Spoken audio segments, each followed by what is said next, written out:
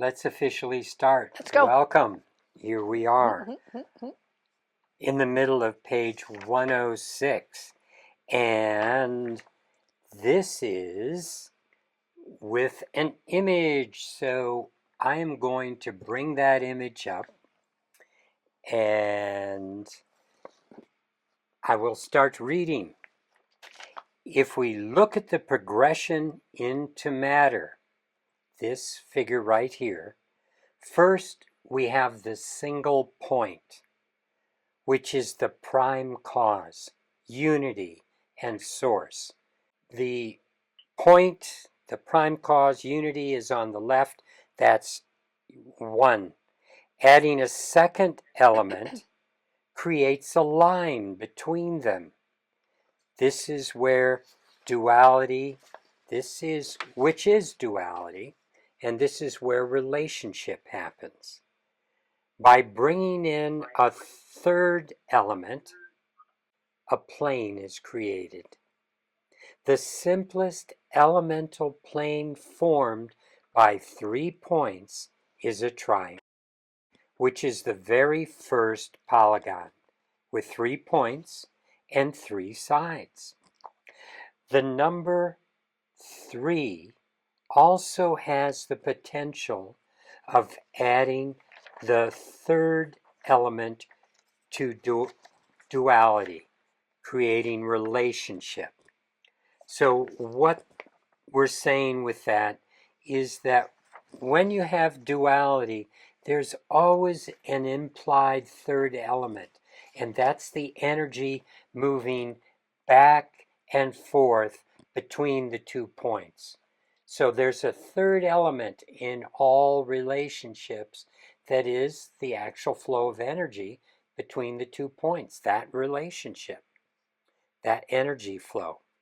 When you take the first 3 elements and add a fourth element to them, you get the first solid form.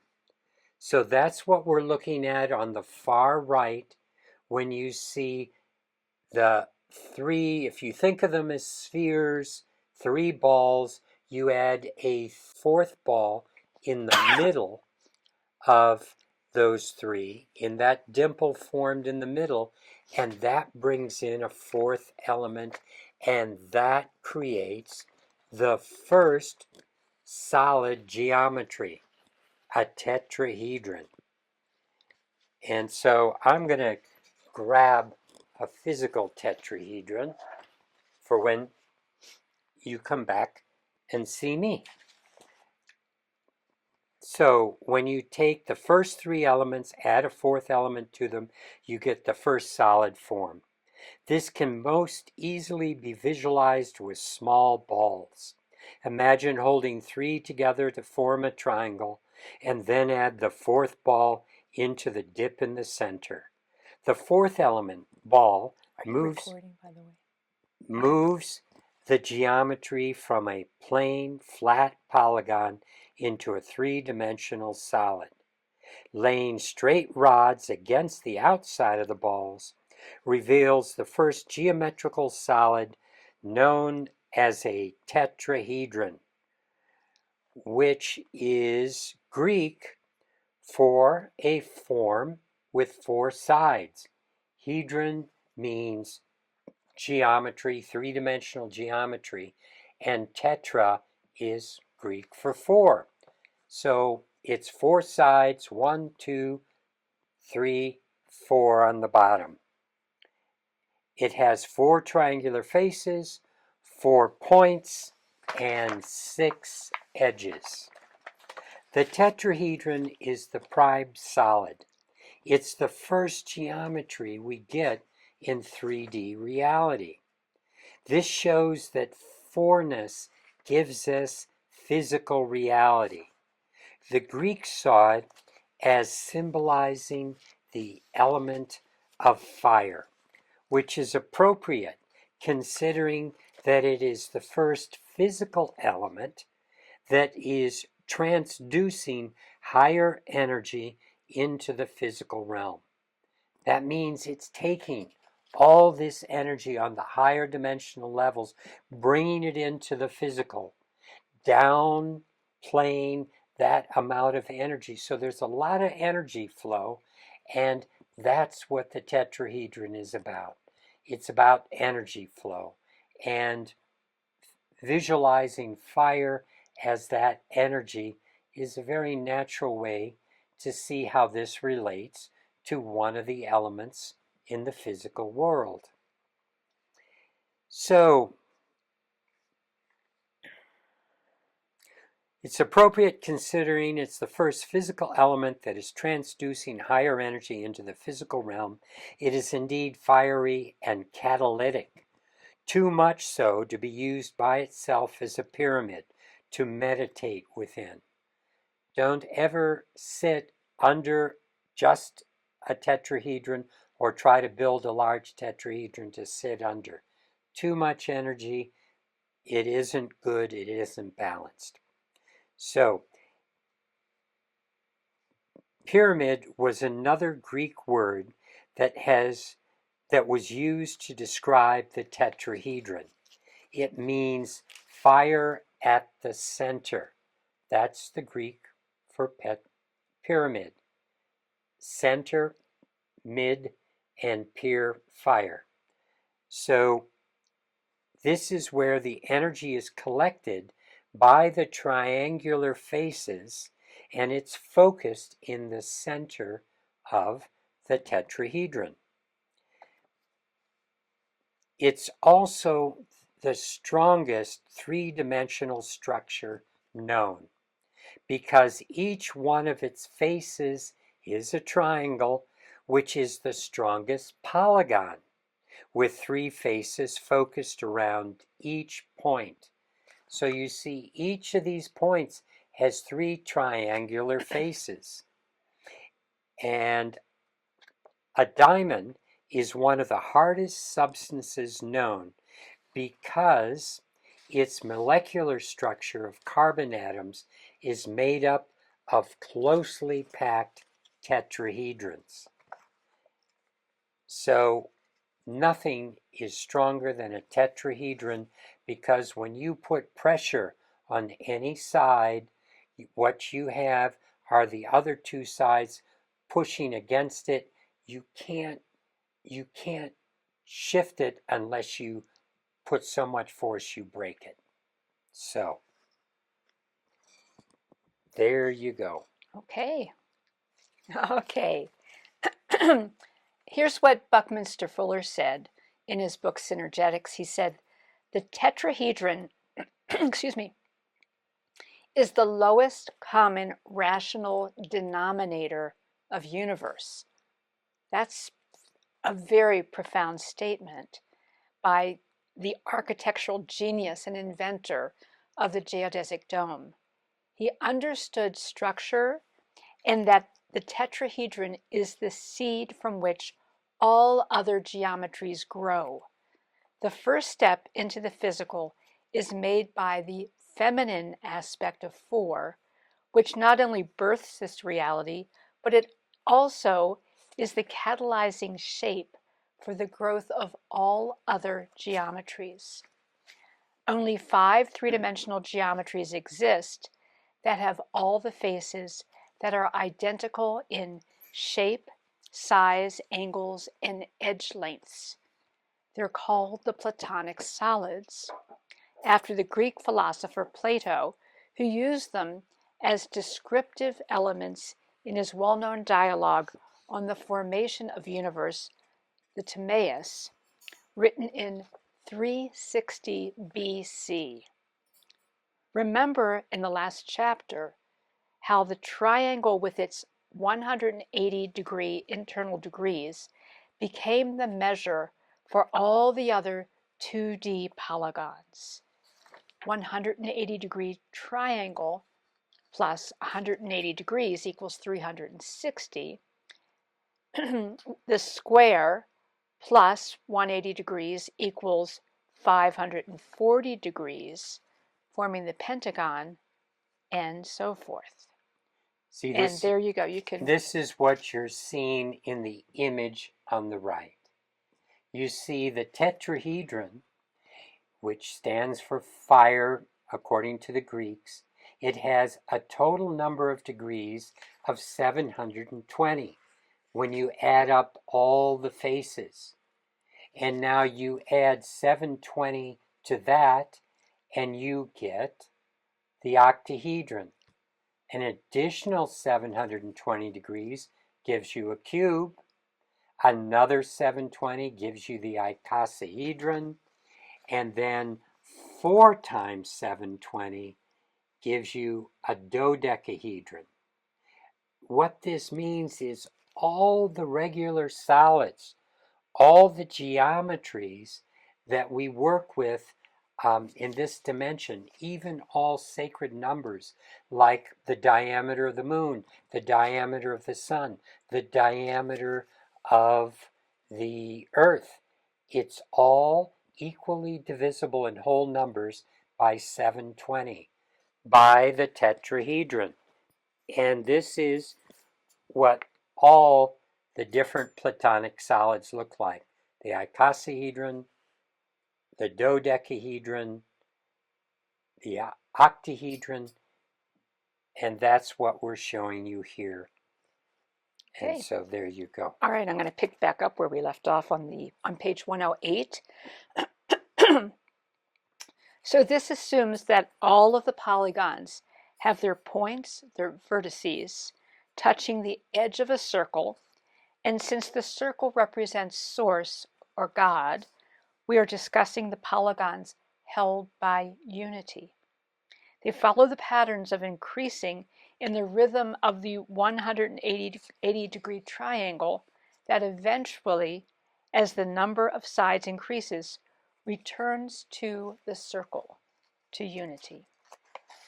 The tetrahedron, with its 4 triangular sides of 180 degrees, each equal 720 total, which Gregory just showed you in that. Why don't we pull that back again? So we'll and that's figure 5 too. It plays a similar role as the triangle, however, within the three-dimensional world. The sphere is the three-dimensional version of the circle where all the points of the solids touch the edge of a sphere or unity. When we add 720 degrees to the tetrahedron, we get the next Platonic solid called the octahedron, which Gregory showed you, with 1,440 degrees. To the Greeks, it symbolized air with its transitional qualities and movement. The cube, which you see the green cube over on the right, is the next form with its relationship to earth and the physical. And this is where you pick up here. Okay. The fourth wave of 720 degrees creates the 20-sided icosahedron with triangular faces, and as a symbol for water, it bridges between the physical and non-physical. It vibrates with soul and higher dimensions. An important clue about the icosahedron's ability to connect between heaven and earth is shown in its number of degrees, 3,600 degrees. This is resonant with the 360 degrees of heaven's circle and the 360 degrees of Earth's square. Remember, that's what we were dealing with before when we showed how a circle has the same number of degrees as a square, and now we're seeing that resonance show up in the icosahedron because it has 3,600 degrees. Zeros don't mean anything as far as resonance. They're only a measure of magnitude.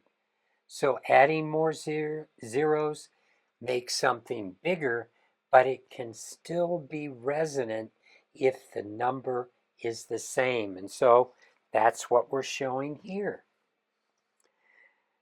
Okay. This nature of water is the reason that a shower cleans more than your body. Its movement also cleanses the energetic etheric body that lies within a few inches of the physical. So that means when you take a bath, you're sitting in the energy that's being drawn out of your body. The only, I think, really positive, efficient way to work with a bath is if you put salts in it that can really draw certain negative energies out of your body, and then you flush it down the drain. But otherwise, showering cleanses the energy field around you because it's moving. And the Japanese scientist Dr. Masaru Emoto researched how positive intent could be held by water to transform its purity. Water vibrationally enhanced by positive thoughts created more beautiful and perfectly formed snowflakes. In this case, the perfection of the geometry, as witnessed in the snowflake, reflected the perfection of the thought. So many of you may be aware of Dr. Emoto's work.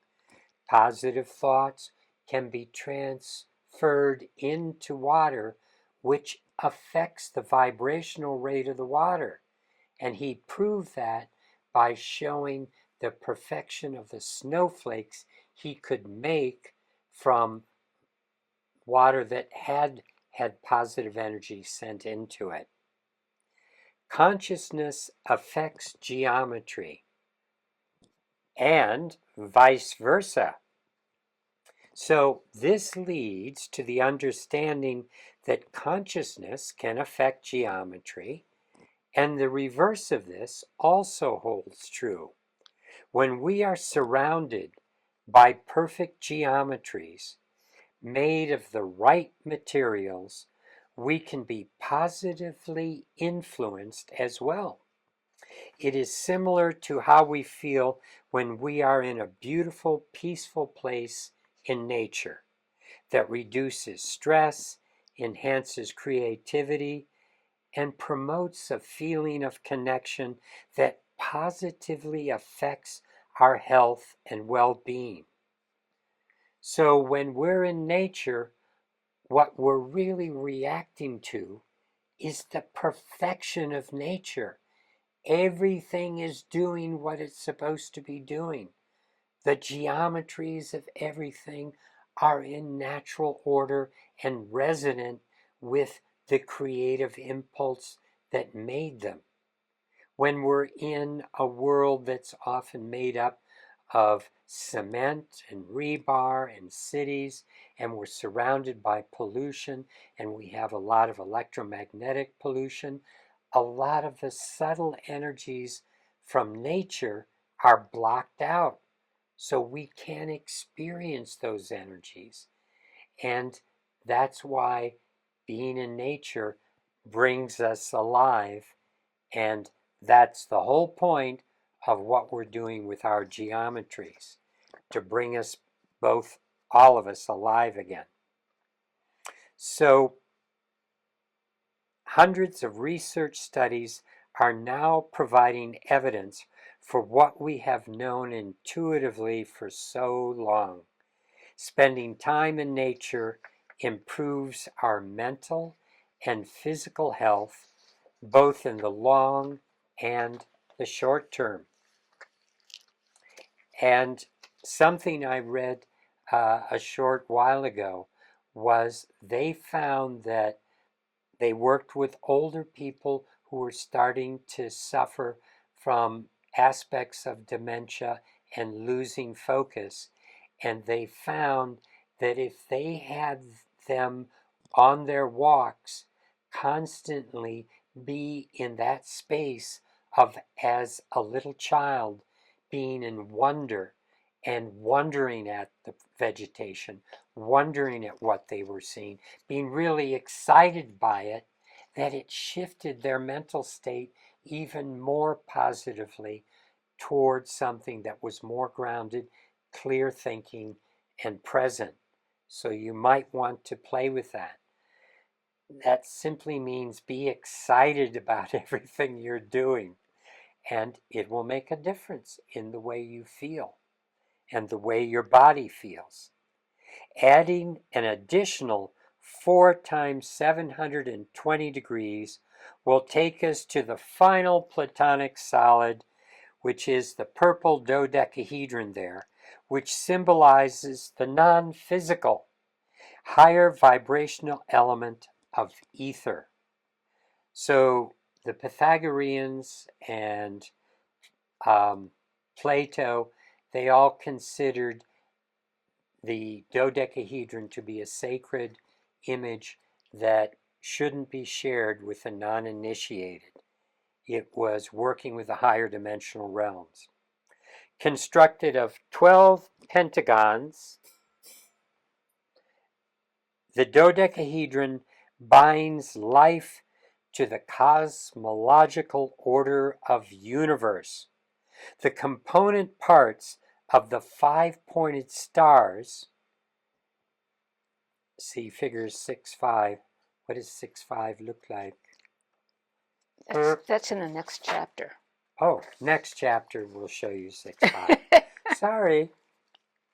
The component parts of the 5-pointed stars formed on each of its faces.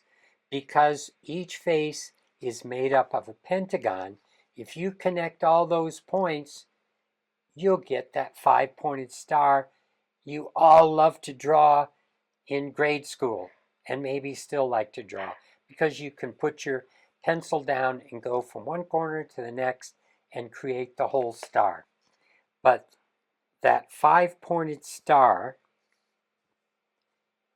when the corners are connected by straight lines of this thing, and it goes through the center, one point to another, then what happens is you have a pattern present in all life, from plants, animals, insects, to human beings, even the structure of our DNA. The number of its 12 faces embody the universal order and harmony as described by the wonderful sacred geometer John Michel in his book, How the World is Made. So, Okay, so let's talk a little more about the tetrahedron.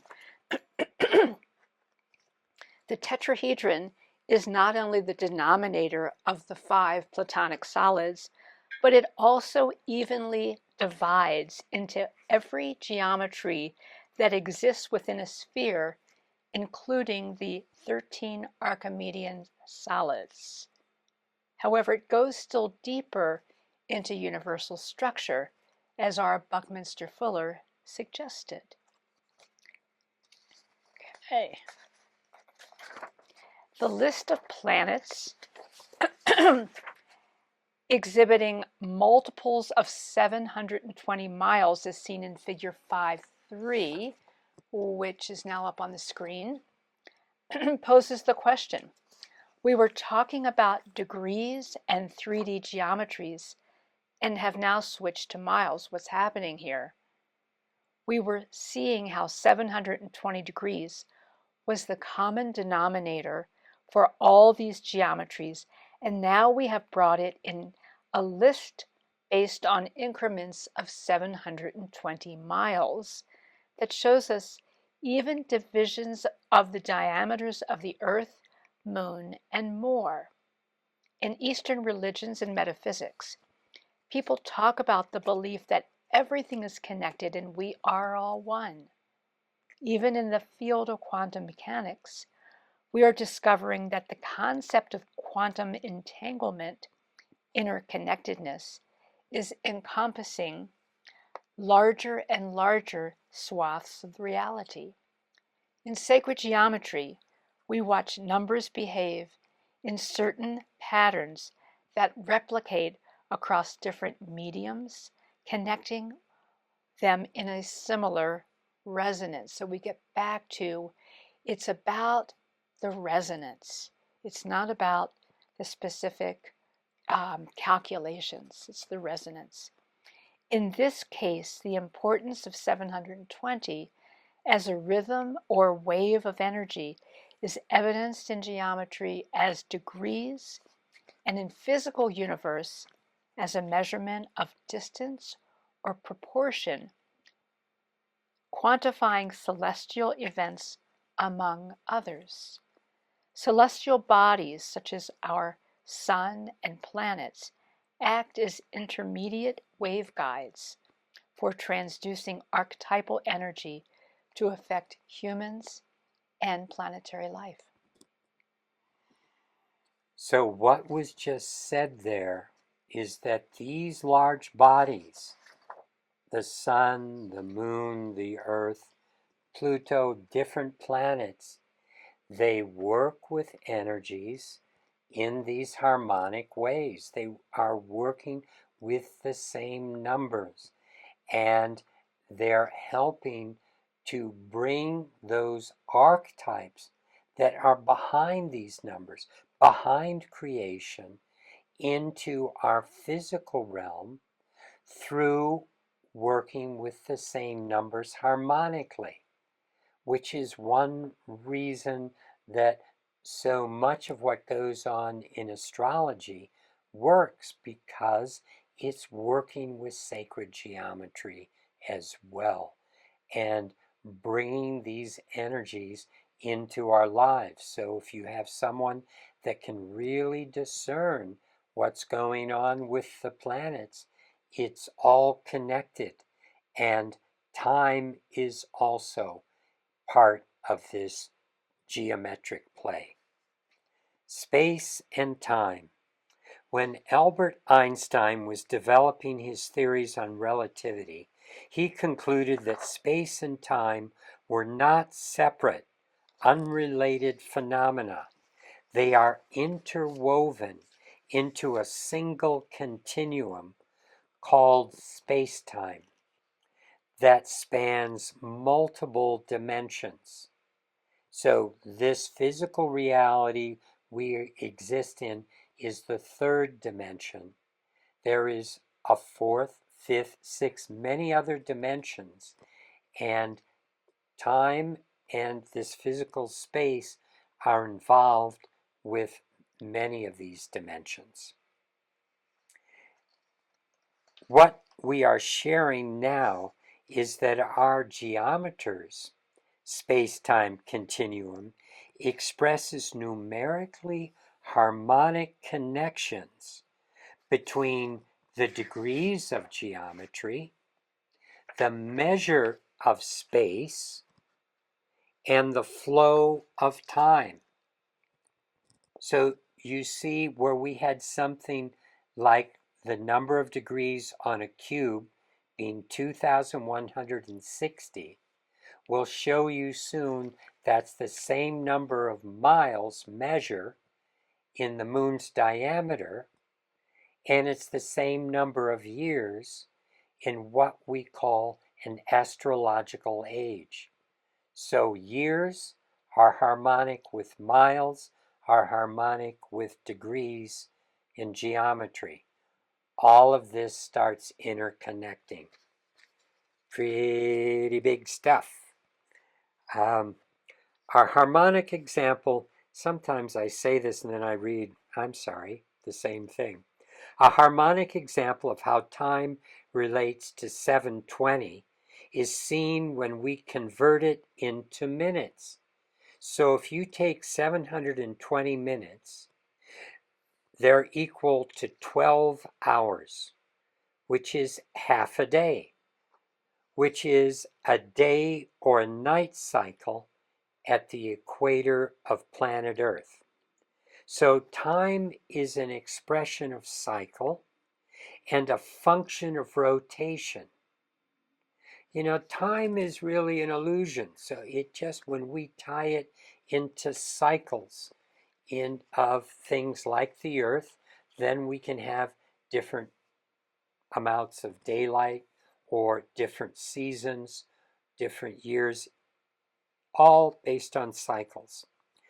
we've found that our spinning geometries at an appropriate rotational speed, which is what we're doing here, this expands their energetic field and increases their fullness of expression by drawing in higher dimensional energy flows. So it's important that we're spinning our geometries.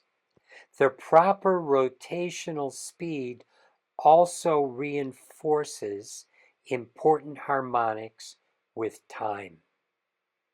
Returning to our energy nodule of 720, okay, we find that viewing it as hours, so instead of 720 minutes, which gives us half a day, 12 hours, if we turn them all into hours, that gives us 30 days.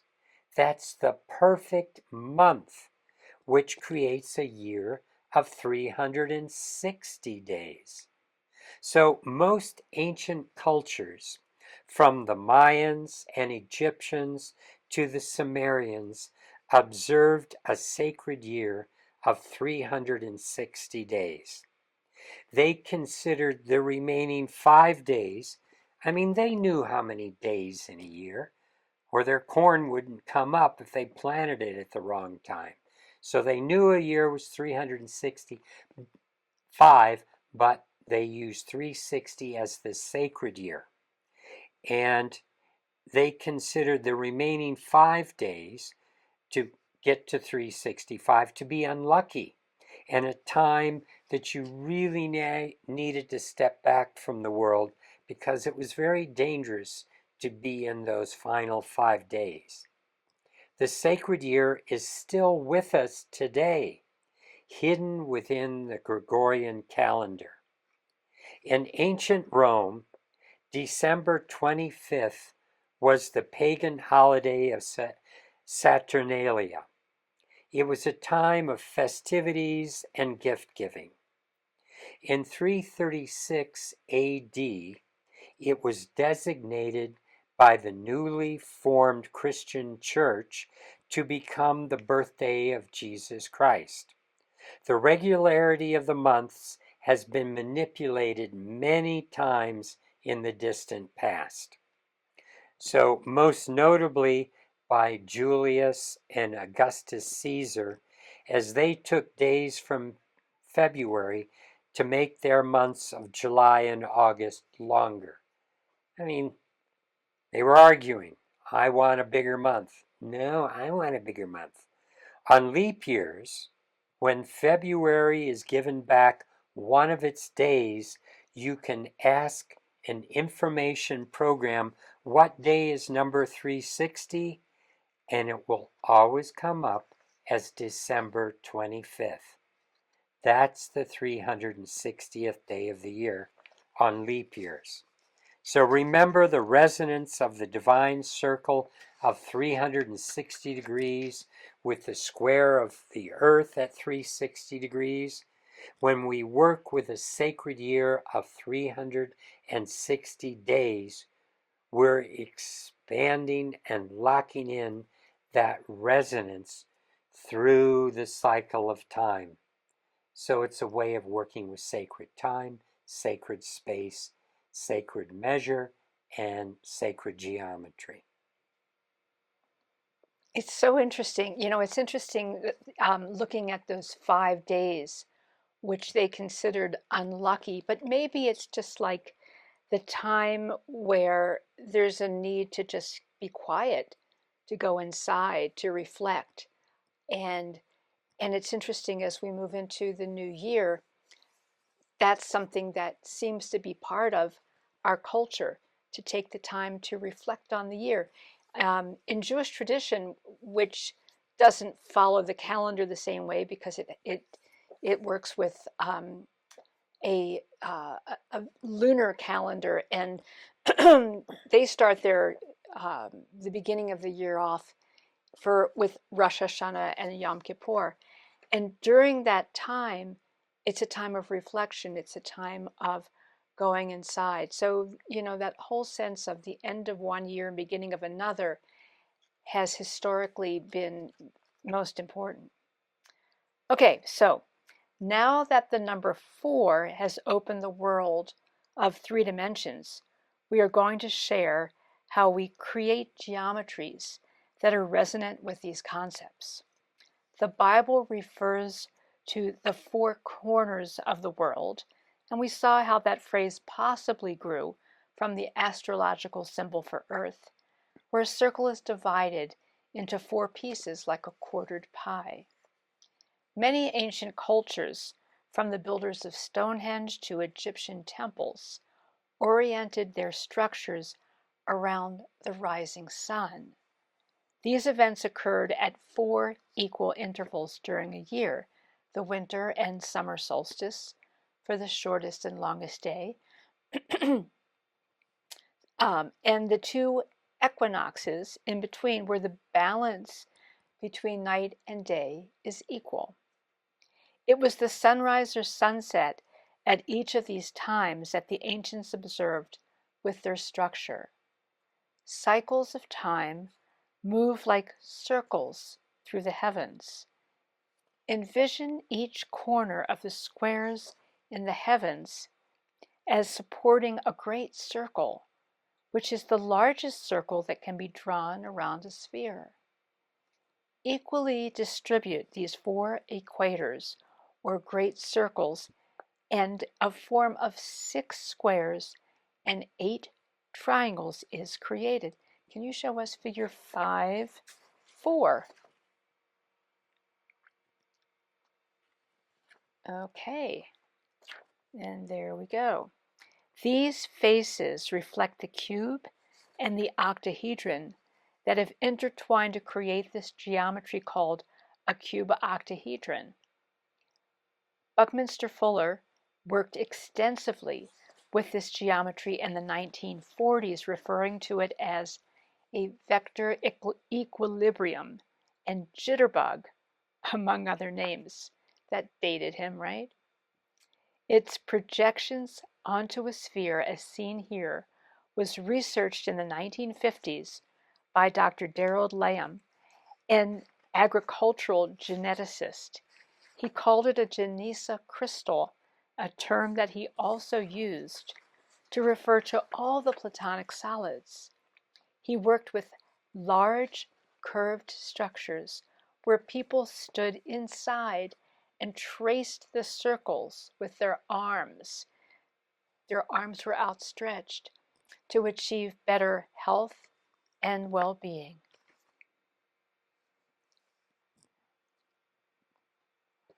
Okay, so in this image, you can see the form at the bottom.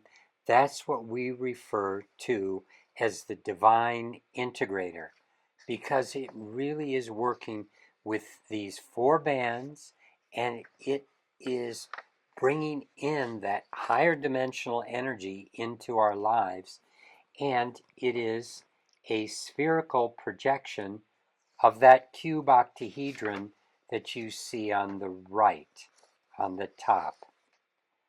So we descriptively call it a divine integrator, for among other attributes, so I'll go back to that image while I'm reading, its total number of degrees is 360 degrees. Again, a form resonant with heaven and earth, and the sacred year equaling 360. We spin or hang it with the axis passing through the cross as seen in figure 5.4. So that's that image second from the left where 2 of these lines cross. That's where we hang it from, and it gives the strongest energy flow because it's working with the 2 different geometries, the squares and the triangles, where they're coming together. So the divine integrator works with the seed universal structure of time and space. It cleanses, balances, and amplifies higher vibrational energy for aligning the physical body with the spiritual body, connecting you to your divine essence of love. We have this form spinning all the time in our living room at the bottom of a divan where we have another number of geometries at the top. So when we sit there, this form, the divine integrator, is always spinning on what we call the causal generator, which holds a very precise speed, which is very important, as we were discussing before, about the way it interfaces with time with the right speed, the right revolutions. So this form, the divine integrator, creates a toroidal flow of cleansing energy that raises the frequency of the environment. It helps facilitate deep meditation, alignment, and intuition. You can use it to manifest what has not yet materialized in your life. I had a woman come to us who got one of the new pendants, and she was having a hard time with it because it seemed like all this energy was getting stuck in her head when she put her pendant on. Turns out she had a blockage in her throat from when she was a young girl, not being really recognized by her father and acknowledged for her thoughts and her ideas. And when she came to talk to me about this, she was very small, withdrawn, pulled in, and had a much higher kind of voice. It was stuck in there. She used this geometry, holding it over her throat, and it started opening her up. She then visualized the energy moving through the top part of her body, through her throat, into her heart, all the way into the earth. And by the time she was done, she said, "Now I can wear the pendant." And I gave it to her. She put it on. It felt good. She was so different. She stood with her feet apart. She stood inhabiting her body. She was strong. She was clear. Her voice got stronger and larger. It was really fun to watch, and it was all because she acknowledged and moved this stuck energy, opened it up, and allowed energy to flow into her body in a way that she hadn't since she was a young girl. So here's a little story that I would like to share, an experience that takes the power of following nature's example to a deeper level of feeling. I was on a canoe trip in Colorado at the end of a very warm day when a group of us decided to float the river in our life vests. Although the river was only waist deep, the bottom was difficult to walk on because of the many rounded stones moving with each step and a very swift current that was roaring against us. We formed a line moving toward the center. It was challenging to stay upright, and the noise of the water rushing past us made communication difficult. When we finally decided to drop into the flow, everything shifted. First was the quiet. Flowing in the current with no disruption was so peaceful. The difficulties and struggle were gone as we effortlessly floated past the colorful scenery. Life's struggles and difficulties are often the result of going against the natural flow and order of life. We feel that we can conquer nature and impose our will our needs.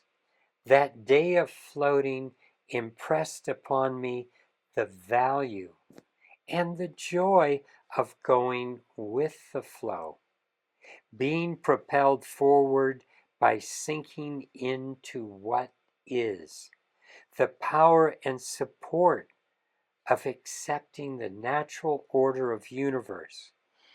When we relax into nature, we can feel the order within, and our body recognizes it deeply.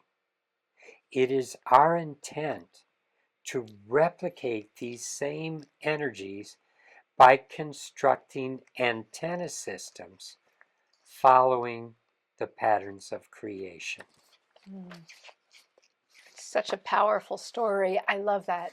I love hearing you share that again as I'm not just reading it to edit the book, but just listening to the story. I think all of us have so many experiences where we've created an energy of resistance rather than flow. And this is telling us that the universe is created in flow. And the more that we're in alignment with that, then everything works in the rhythms and cycles the way that they are already operating.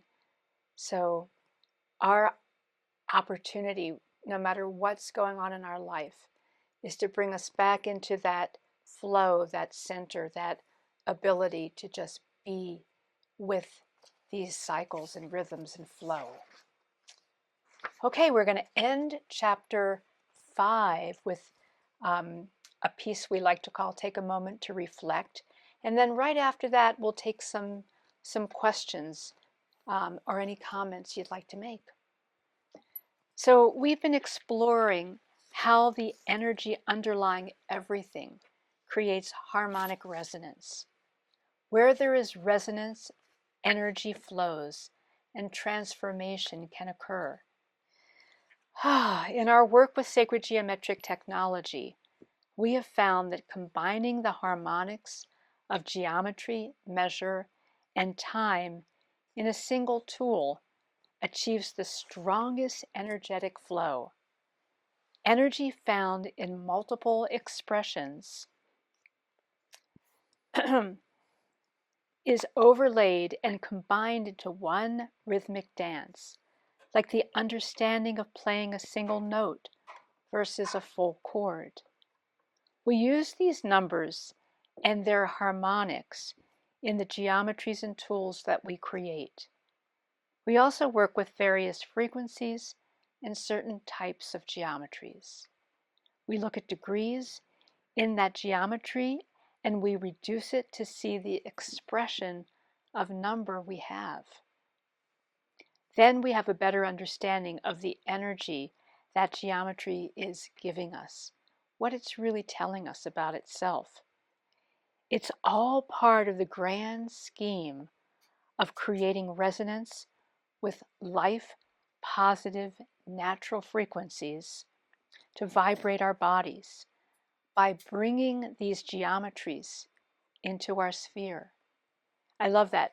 Natural frequencies to vibrate our bodies by bringing these geometries into our sphere. They shift the frequencies of our environment, promoting the opposite effect of what computers and modern technology create that negatively affect our lives. We cannot block or erase their effects, but it is possible to restore balancing and higher vibrational energies to reestablish the expanded connections that have been lost. Okay, so that is the end of chapter 5, which means that on November 14th, our next book reading, we will start with chapter 6. And Gregory just took off and went downstairs to grab some things. But before you do that, I would like to check and see if there is anything. So, okay, here's Eric says, will the presentation be available for later? I'd really like to explore into the nature of the cube octahedron more. So, Gregory, you want to talk about Yeah, what Eric shared? Okay, when Gail was reading, I took off downstairs to get a couple of things, a couple of our geometries. And something that I want to show you that's very interesting. Here is a star tetrahedron, one tetrahedron pointing up, one pointing down, with an octahedron in the center. And if you cut this in half, like this, and twist it around, wait a minute, how am I twisting this?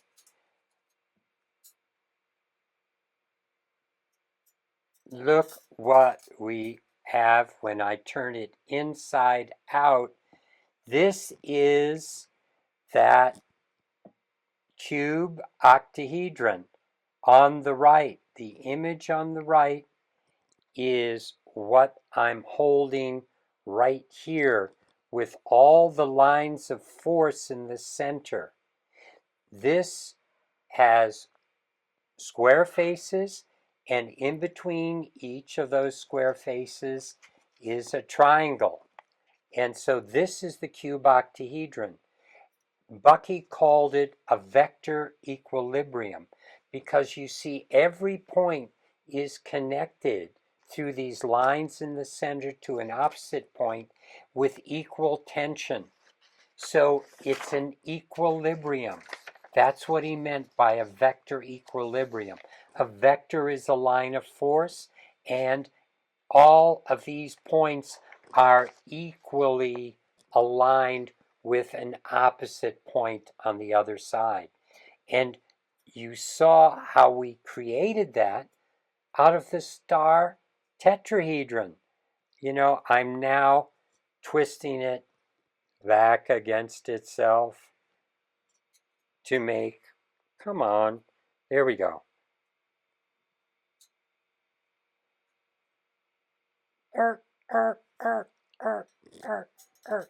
There. See, now it's a Quite star different. tetrahedron. Isn't that fun? And so And that's transformation. I mean, just by shifting things in the way that the same form reorients creates transformation. it creates a different energy, a different geometry. The same elements are there, but they're arranged in a different way. And when we take all the lines on the outside of that cube octahedron on the right, all those lines in yellow, when we turn them into perfect circles, then we get the Janissa crystal that Daryl Langham talked about, or we call it the divine integrator. And by bringing these circles in, what happens is it brings in a lot more of the divine feminine. And so on our pendants that we work with, maybe I could show you that in the book if I get far enough there. The pendants that we're wearing, you see on the left that star with those circles in it, that is working with 3 aspects of this geometry.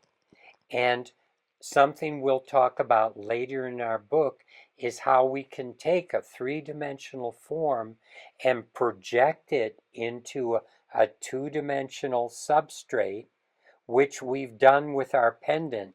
So you're looking at this perspective, you're looking at this perspective, you're looking at this perspective, and when you have those 3 perspectives projected into a flat plane, and they're in a material that's conductive, with our pendants we work with gold, so then we can get three-dimensional energy flowing into it.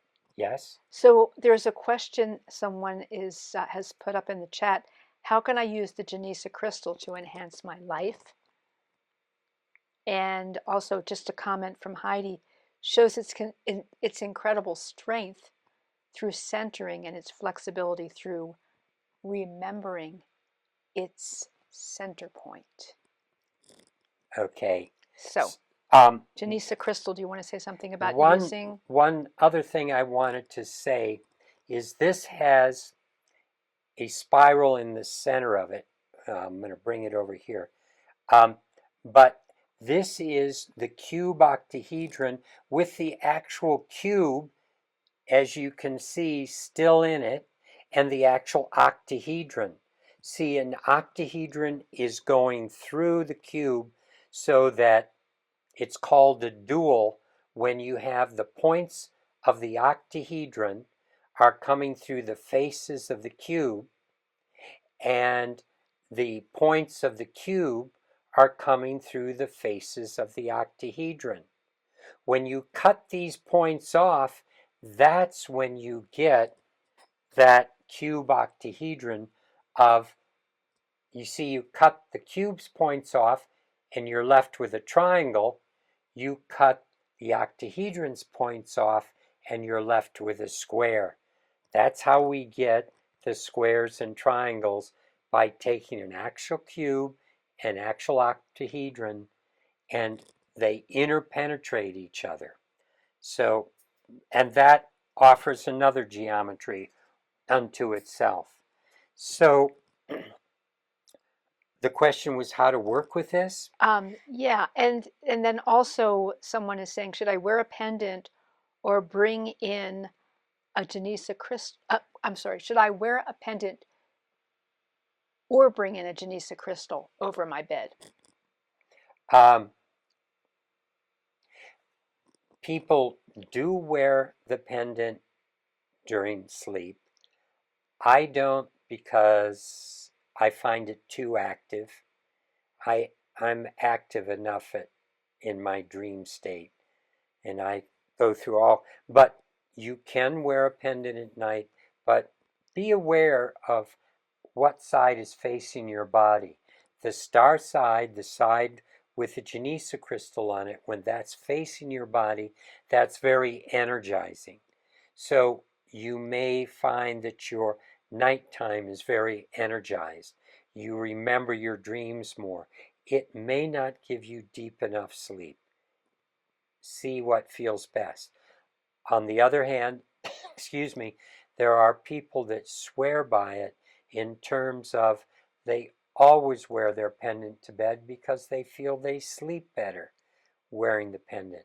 It's for you to experience and to experiment with. You may also wish to try putting the pendant with the earth face, the side with the eye, toward your body, perhaps in your pillow, if you're always sleeping on your pillow in one way, or under your pillow, just so you don't, make sure you don't lose it somewhere. We had people that used to do that, and they traveled to a hotel and they forgot it and were so sad. But bottom line, this works very well in the bedroom at night. We also work with a Metatron's cube under the bed on point because it helps with grounding. You can experiment with this. We have it in our living room, as I said, because it's going all day long, and we often visit that part of our living room to spend a few moments lying there during the day. But you can experiment at night. You can have it stationary if you hang it above the bed. You can try spinning it on a ceiling spinner or on a causal generator that is the rounded motor that we sell. So it will help. Often it's important to set your intent before going to sleep as to what you want to work on, what you want to discover, what you want revealed to you. And the geometries will enhance your focus, your field, your intent, such that many people talk about being able to remember things more clearly and really resolve a lot of issues at night because of working with the geometries and forms. And one of the reasons that we named this the Divine Integrator is that, we're in a time where the veils are thinning, the energies are really they're really ramping up. And so we need support with being able to integrate what it is that we're tuning into, that we're um, becoming more aware of, and help our bodies and our lives integrate this. Integration is such a key part of allowing it to find its right place and link up with whatever else is really appropriate. So integration time is really important. And this helps a lot with that, as well as the pendant. One of the reasons that we put this geometry on the pendant was that integration, and the integration also of the divine feminine is an important aspect of where we're at right now. One of the things that Gail said that kind of went by really fast, but when you're working with intent, when you're putting out your thoughts of what you want to happen, she said allowing. That is a really critical part in all of this. And sometimes for me recently, I've felt my edge being pushed up against that aspect of allowing. Because, okay, I want it now. Why isn't it happening? And something has to break me down to an openness that is allowing the change to come in.